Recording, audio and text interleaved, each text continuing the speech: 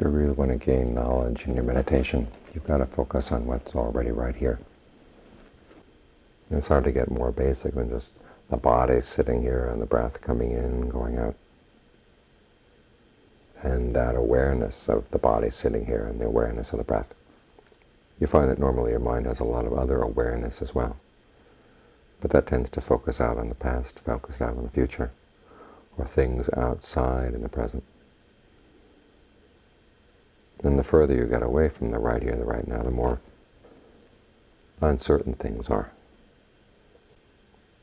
And a lot of us have some very elaborate constructs about the past, elaborate constructs about the future, elaborate worldviews about what's going on in the present moment.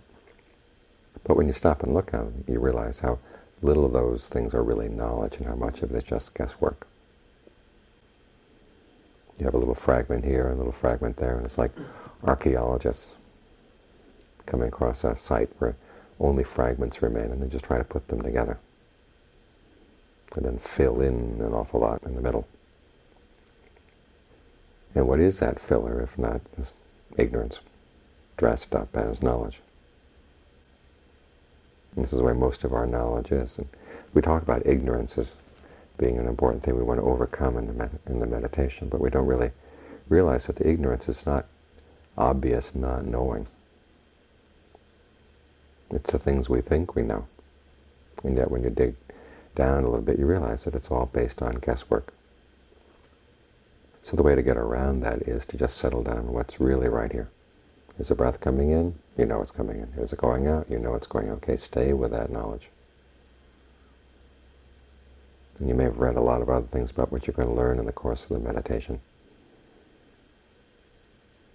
But put that aside for the time being. Just focus on what's right here, right now. The more you get to know what's here, right now, the more those other things will become plain. This is not to say that book learning is totally useless. It's very useful in giving us pointers as to where to look, what questions to ask. But as for the answers, if there really are going to be answers, they have to come out of our experience right here, right now. And the books are also useful for checking up what we've learned.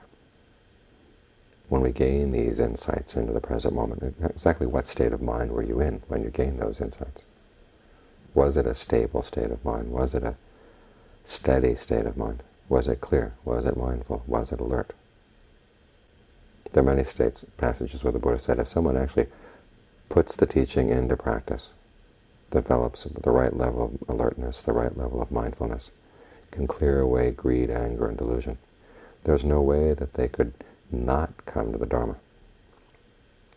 This is why when he was teaching the basic principles of the Dharma in terms of the wings to awakening, there's very little in terms of views that are expressed there. Mostly it's qualities of mind. The assumption being that if you really do develop these qualities in your mind, you can't help but come to the same conclusion, see the same things the Buddha saw, gain the same sort of release that he gained. So it's not a matter of memorizing things you picked up from the book. Aside from the pointers that say, look here, ask this question, probe in there, steady the mind here, and then see what happens. So all of it is right here, right now. In fact, when the Buddha talks about the insights that finally lead to awakening, they're all expressed in terms of this and that. In other words, things that are immediately present. Where was the Buddha on the night of his awakening? He was watching his breath. What's the difference between his breath and your breath? Not much difference in terms of the breath. A lot of difference in terms of the qualities of mind that he brought to the breath. The questions that he asked. But those are the things we have to work on. Stay right here and then develop mindfulness right here, develop alertness right here, concentration, discernment, all right here. Right here in the heart, right here in the present moment. Because everything we're going to have to learn is right here. All the things we have to come to understand are right here. The Buddha talked about sankharas, fabrications, as being the essence of insights. When you understand fabrications, he says, okay, that's the knowledge that's going to clear away all the bonds on the mind, all the fetters on the mind. And what are those fabrications? Well, there's the bodily fabrication, which is the breath. Verbal fabrication, that's directed thought and evaluation. And when you focus your thoughts on the breath, you're evaluating the breath. Okay, verbal fabrication is right there. And then mental fabrication is feelings and perceptions. Perceptions of the labels you put on things. Feelings are the feelings of pleasure, pain, neither pleasure nor pain that you feel both in body and in mind. Well, those are right here as well. So what else do you need? You've got all the raw materials. It's just the mental qualities that you bring to them are not up to speed yet. That's what you've got to work on. But it's all right here. And you may have trouble ferreting out, okay, which is the feeling, which is the directed thought. Well, don't worry about that. Focus on just getting steady as you can right here. The steadier you are right here, the more things will clear up. It's like water that's been stirred up. If you keep stirring it up, it's just going to stay muddy. But if you allow it to sit still for a while, okay, the mud particles will settle to the bottom, and the water itself will become clear. When the Buddha talks about developing insight, he says, one, it has to be developed together with tranquility. The process of tranquility is stilling the mind. Insight comes from investigation, analyzing. In other words, the kinds of questions you ask, the way you probe into that stillness once it develops. It's not a particular technique because each of us has different places where we're caught up. So there are general teachings, okay, probe here, ask these questions. But there's no one particular technique for how you do that. That involves a certain amount of ingenuity. If it weren't for that, insight would just be a mechanical process.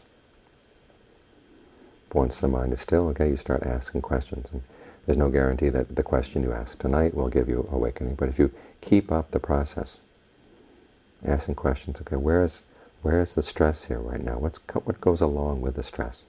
What appears together with the stress? What disappears when the stress disappears? That one question will take you a long way. Because you'll find that even in states of very stable concentration, once you've attained them, what looked to be totally stress-free, totally relaxed, totally spacious, still has a certain amount of burdensomeness to it. It's still someplace it's a burden on the mind. So once you allow that state to develop, then you start looking, okay, where is the stress here? And once you see it, and once you see what goes along with the stress, then you drop whatever it is that goes along with the stress and see what happens. This takes you through many layers of the mind. The trick is knowing where to look. But again, it's all right here. It's just like gravity. Gravity has been here all along, but it wasn't until Isaac Newton figured it out by asking the right questions. It wasn't that gravity didn't exist up until that time. It was off someplace else. It was all around him. Right there in the present moment. But it was learning how to ask the right questions. That's what made the difference. That's how the understanding came. Now people learn how to make use of gravity in ways that they would never been able to before. And it's the same with the insights of the mind. All the stuff you have to get insight into, they're right here. It's just a problem of asking the right question, looking in the right way. And then these things that we have right here, some of which are blatant, some of which are not so blatant, become a lot more useful, serve a much better purpose than they ever did before. So when you find your mind wandering off in terms of theory and history and all this other stuff, keep reminding yourself, okay, is the real work done here yet? Because this is where all the difference is going to be made. It's easy to talk about the theory, to compare them, and there's some use in that, but